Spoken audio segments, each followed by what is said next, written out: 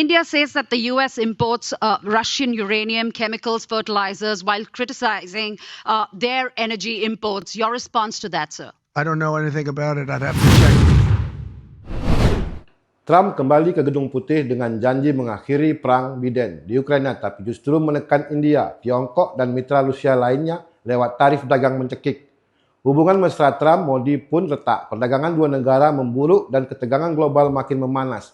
Apakah strategi ini Trump ini menyelamatkan Amerika atau justru menggali kubur politiknya sendiri? Inilah hot topic yang kita bahas hari ini.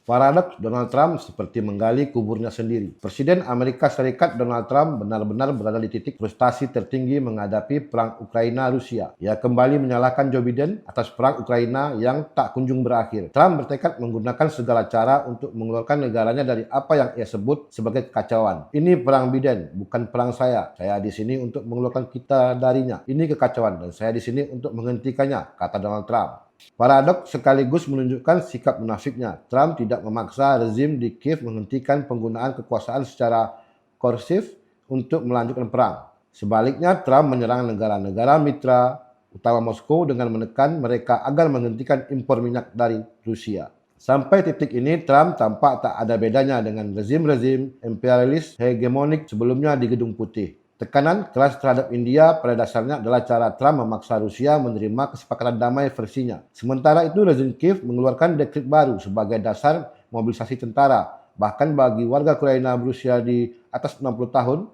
menanggapi dekret Presiden Volodymyr Zelensky itu, Trump beralasan tidak mengetahui detailnya dan tetap menegaskan bahwa semua ini adalah perangnya Joe Biden. Trump mengatakan utusan khususnya kini berada di Moskow untuk berunding dengan pemimpin Rusia. Hasil perundingan itu katanya akan menentukan kebijakan tarif dagang terhadap mitra-mitra Rusia seperti India, Brazil, dan Tiongkok. Trump telah mengancam akan menerapkan tarif besar terhadap India, bahkan lebih dari 100% jika New Delhi terus membeli minyak dari Rusia. India, salah satu importir minyak Rusia terbesar bersama Tiongkok, telah berjanji menjaga kepentingan nasional dan keamanan ekonominya. Beijing merespon dengan janji mempertahankan kedaulatannya terhadap apa yang mereka sebut sebagai paksaan dan tekanan. Moskow sebelumnya mengecam kebijakan tarif perdagangan ala Trump sebagai ilegal dan pelanggaran terhadap hak kedaulatan negara lain. Kami percaya negara-negara berdaulat seharusnya memiliki dan memang memiliki hak untuk memilih mitra dagang mereka sendiri, kata juru bicara Kremlin Dmitry Peskov. Kebijakan keras dan intimidatif ala Trump tidak hanya berlaku untuk mitra-mitra Rusia dan Tiongkok. Uni Eropa, sekutu Amerika di Asia seperti Korea Selatan dan Jepang, bahkan negara tetangga Kanada dan Meksiko sudah terlebih dahulu merasakan tarif dagang mencekik dari Trump. Namun terhadap India ada dimensi khusus yang membuat dampaknya sangat signifikan. Ketika Trump kembali ke Gedung Putih pada Januari 2025,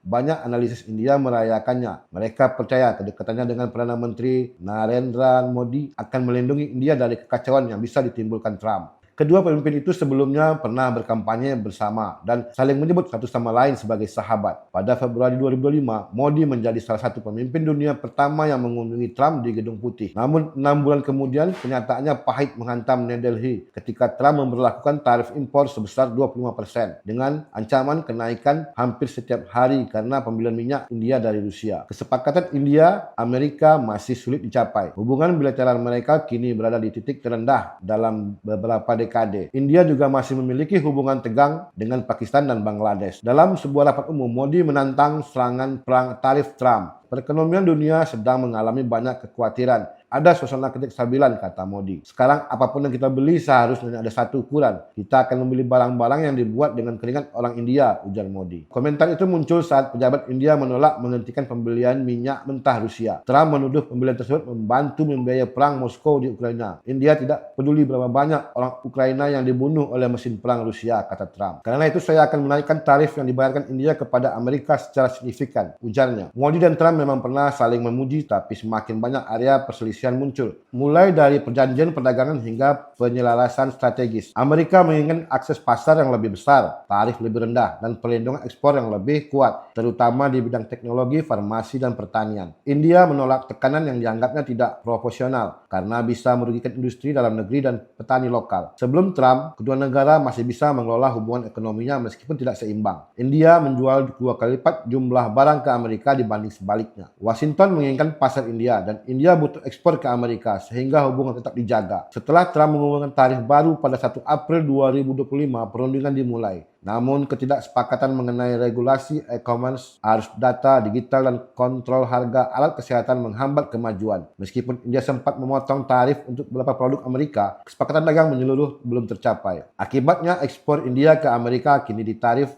25% dengan ancaman sanksi tambahan terkait pembelian energi dan senjata dari Rusia. Menurut mantan diplomat Anil Trigunayat, tidak seperti negara lain, India tidak menyerah pada keinginan Amerika karena kami melindungi UMKM dan pertanian kami. Hampir separuh dari 1,4 miliar penduduk India menggantungkan hidup pada pertanian sehingga isu perdagangan menjadi sangat sensitif. Namun seperti para pemimpin Amerika sebelumnya, Trump tidak peduli dengan penderitaan masyarakat lain. Tekanannya terhadap India adalah bagian dari strategi untuk melemahkan Rusia. Amerika memandang India sebagai mitra kunci melawan kebangkitan Tiongkok di Asia Pasifik, tapi hubungan erat India dengan Moskow membuat Washington geras. Di saat Barat menjauhi Presiden Rusia Vladimir Putin, Modi justru mengunjungi Rusia 2 kali pada tahun 2024. Bahkan Putin menganugerahkan penghargaan sipil tertinggi Rusia, Ordo Santo Andreas Rasul pertama, kepada Modi. Rusia tetap menjadi salah satu pemasok senjata terbesar di India, termasuk sistem rudal dan reaktor nuklir. Setelah invasi Rusia ke Ukraina pada tahun 2022, India meningkatkan impor minyak mentah Rusia dijual dengan diskon besar. Kini Trump memainkan kartu pihak ketiga dengan menekan mitra-mitra Rusia untuk menghentikan pasokan dana dari senjata ke Kiev. Tribunus, pada akhirnya politik hegemonik seperti ini di tengah dunia yang berubah justru akan merugikan Amerika. Negara-negara dunia ketiga dan banyak pemimpin global selatan semakin menyadari kerusakan akibat sistem penghisapan ala neokolonialisme dan neoimperialisme Barat. Perlawanan diam-diam terus dilakukan oleh sebagian besar negara di Afrika, Asia, dan Amerika Selatan. Trump mungkin sedang menggali kuburnya sendiri karena masih merasa negaranya adalah satu-satunya penentu di planet ini. Trump dan para pendahulunya di Gedung Putih membiarkan kehancuran dan pembunuhan massal di Gaza dan Suriah. Destabilisasi selalu menjadi kata kunci mereka untuk memaksa banyak negara patuh. Ironisnya, Amerika Serikat hingga kini masih membeli uranium dan pupuk dari Rusia. Download Tribun X sekarang, menghadirkan lokal menjadi Indonesia.